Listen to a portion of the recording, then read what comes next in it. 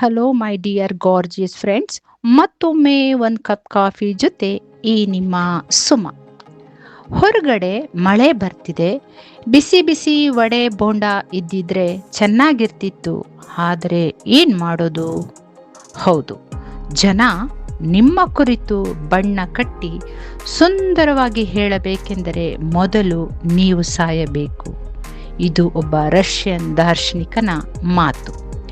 ಇದು ಜೀವನದಲ್ಲಿ ಕುಗ್ಗಿ ಹೋಗಿರುವಂತಹ, ಸೋತು ಹೋಗಿರುವಂತಹ ಅಂತಹ ಸಮಯದಲ್ಲೂ ಎದ್ದು ನಿಂತು ಸಾಧಿಸಲಿ ಎಂಬರ್ಥದಲ್ಲಿ ಈ ಮಾತನ್ನು ಅವರು ಉಪಯೋಗಿಸಿದ್ದಾರೆ. ಆದರೆ ಇಲ್ಲಿ ಸ್ವಲ್ಪ ನಾನು ಬೋಂಡ ಮತ್ತು ವಡೆ ತಿನ್ನಬೇಕೆಂಬ ಆಸೆ.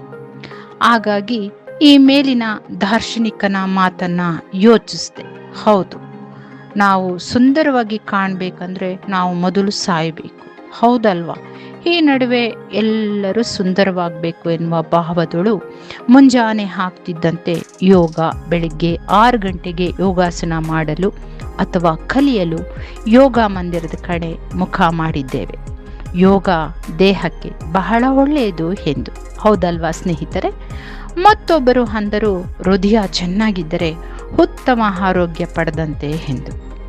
ಶೂ ಹಾಕಿಕೊಂಡು ರಸ್ತೆಯಲ್ಲಿ ಎಲ್ಲಿ ಖಾಲಿ ಜಾಗ ಕಂಡರೆ ಅಲ್ಲಿ ಆನ್ಲೈನ್ನಲ್ಲಿ ಶೂ ತರಿಸಿ, ಟ್ರ್ಯಾಕ್ ಸೂಟ್ ತರಿಸಿ ಓಡುವುದನ್ನು ಕಲಿತು ಬಿಟ್ಟೆವು ಆ ಖಾಲಿ ಜಾಗದಲ್ಲಿ.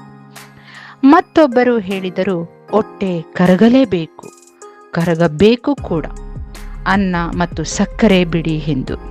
ತಿನ್ನುತ್ತಿದ್ದ 1 ಕಪ್ ಅನ್ನವನ್ನು ಬಿಟ್ಟು ಪ್ರಾಣಪ್ರಿಯವಾದ ನಮ್ಮೂರಿನ ಫೇಮಸ್ ವೆಂಕಟೇಶ್ವರ ಮೈಸೂರು ಪಾಕ್ ಮತ್ತು ಶ್ರೀನಿವಾಸ ಸ್ವೀಟ್ನ ಜಿಲೇಬಿ ಒಮ್ಮೆ ನೆನಪಿಸ್ಕೊಡಿ ಸ್ನೇಹಿತರೆ. ಅಷ್ಟೇಕೆ ಮನೆಯಾಕೆ ಮನಸ್ಸು ಚೆನ್ನಾಗಿದ್ದಾಗ ಸ್ವಲ್ಪ ಕಾಳಜಿ ವಹಿಸಿ ಮಾಡುತ್ತಿದ್ದ ಬಾದಾಮ್ ಹಲ್ವಕ್ಕೂ ಗುಡ್ ಬೈ ಹೇಳಿಬಿಟ್ವು. ಊಟವಾದ ತಕ್ಷಣ ಏನಾಗಿದೆ ನಿಮಗೆ? 100 ಹೆಜ್ಜೆ ಹಾಕಿದರೆ ಒಳ್ಳೆಯದಲ್ವಾ? ಯಾವಾಗಲೂ ಟಿವಿ ನೋಡುತ್ತಾ ಕುಳಿತಿರ್ತೀರ ಎಂಬ ಮನೆಯಾಕಿಯ ಬುದ್ಧಿ ಮಾತಿಗೆ ಸೈ ಎಂದು ರಾತ್ರಿ ಊಟದ ನಂತರ ಮನೆಯ ಬಳಿ ಇರುವ ಗಲ್ಲಿಯನ್ನು ಸುತ್ತಾಡಿದೆವು ಬೀದಿ ನಾಯಿಗಳ ಹೆದರಿಕೆಯ ಜೊತೆಯಲ್ಲಿ. ಅಂತೂ ಕಲಿತು ಬಿಟ್ಟೆವು ಸುತ್ತಾಡುವುದ. ಮತ್ತೊಬ್ಬ ಜ್ಞಾನಿ ಸ್ನೇಹಿತ ಹೇಳಿದ, ಮನಸ್ಸಿನ ಹತೋಟಿಗೆ ಪ್ರಾಣಾಯಾಮ ಸರಿಯಾದ ದಾರಿ ಗುರು ಎಂದು.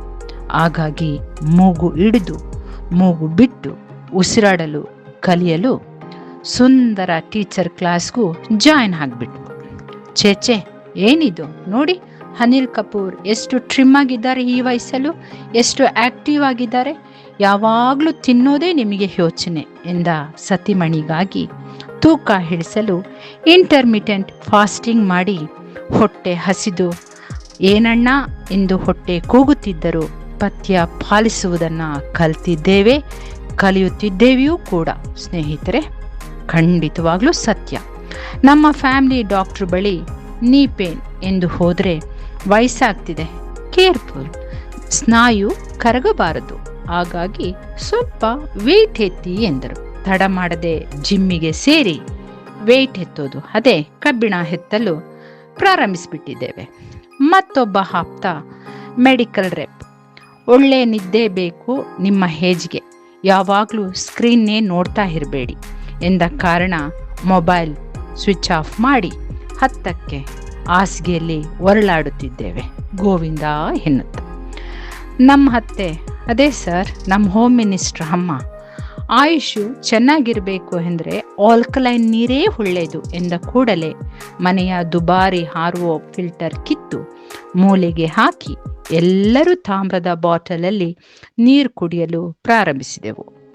ಮತ್ತೊಬ್ಬ ಮಹಾಜ್ಞಾನಿ ಸ್ನೇಹಿತ, ಮನಸ್ಸಿನ ನೆಮ್ಮದಿಗೆ ಪ್ರಕೃತಿಯ ಮಡಿಲಿಗೆ ಹೋಗಿ ಟ್ರೆಕ್ಕಿಂಗ್ ಮಾಡುವ ಎಂಬ ಜ್ಞಾನೋದಯದ ಮಾತಿಗೆ ಕೈಯಲ್ಲಿ ಕೋಲು ಹಿಡಿದು ಊರೂರು ಬೆಟ್ಟ ಗುಡ್ಡಗಳನ್ನೆಲ್ಲ ಅಲಿಯುತ್ತಿದ್ದೇವೆ ಸ್ನೇಹಿತರೆ.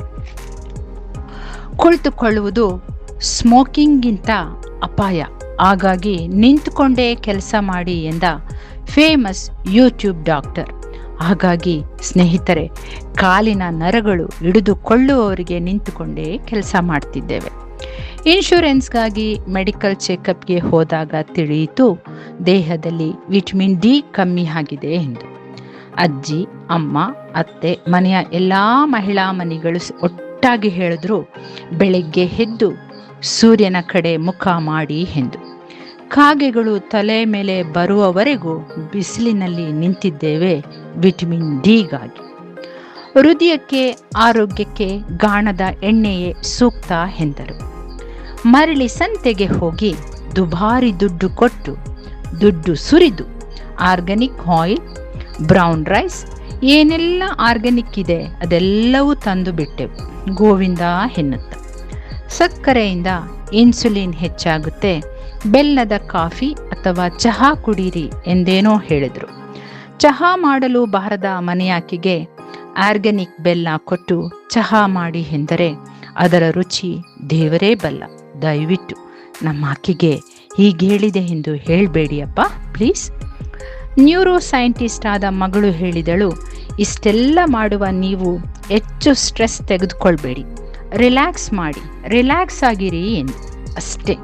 ನಮ್ಮ ಮನೆಯ ಹೋಮ್ ಮಿನಿಸ್ಟರ್ 15 ದಿನದ ರೆಸಾರ್ಟ್ ಬುಕ್ ಮಾಡಿ ಪ್ರಶಾಂತವಾಗಿ ದಿನ ಕಳೆಯಲು ತಯಾರಿ ನಡೆಸಿದ್ದಾರೆ.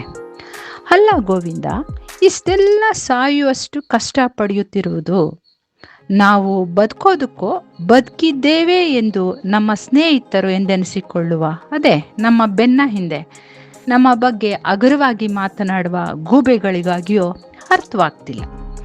ಇಷ್ಟೆಲ್ಲ ಕಷ್ಟಪಡುವ ನಾವು ಯಾರೋ ಆಪ್ತರು ಇದೋ ತಿನ್ನಿ ಎಂದು ಕೊಡುವ ಒಂದೇ ಒಂದು ಬಿಸ್ಕೆಟ್ ಅಥವಾ ಒಂದೇ ಒಂದು ಮೆಣಸಿನ್ಕಾಯಿ ಬೋಂಡ ತಿಂದೆವು ಎಂದರೆ ಮನೆಯಾಕೆ ಮಕ್ಕಳು ಏನಾಗ್ತಾರೆ ಒಮ್ಮೆ ಯೋಚಿಸಿ.